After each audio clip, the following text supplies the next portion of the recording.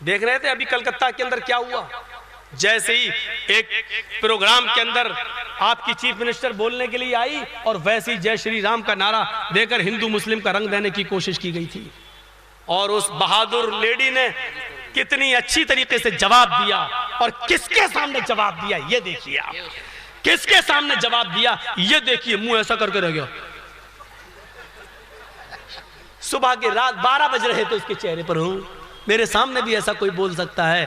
जरूरत है मेरे भाइयों बंगाल में अपनी इज्जत व अस्मत को बचाने की, जरूरत है। मैं किसी को बुरा नहीं कह रहा हूं, सबको अपनी अपनी पार्टी बनाने का हक है, जमहूरियत है, सबको अपनी अपनी पार्टी बनाने का हक है और चुनाव लड़ने का हक है।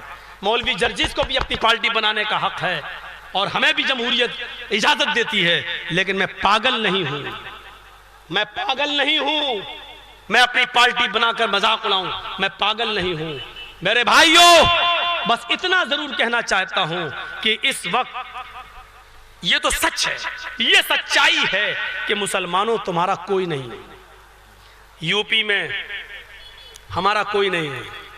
लेकिन यह देखना पड़ता है कि और लोगों की बनिस्बत सबसे अच्छा कौन है, यह आज देखिए। बस इतना ही काफी है आपके लिए, इतना काफी है। बड़े नुकसान से अपने आप को बचाइए, छोटा नुकसान कर दीजिए।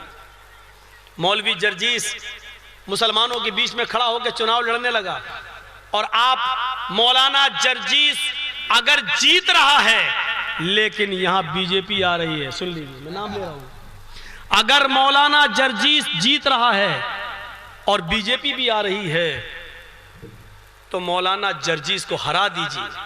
अगर मौलाना जर्जीस के हारने से बीजेपी जा रही है तो मौलाना जर्जीस को हरा दीजिए, छोटा नुकसान कर दीजिए बड़े नुकसान से अपने आप को बचाने के लिए।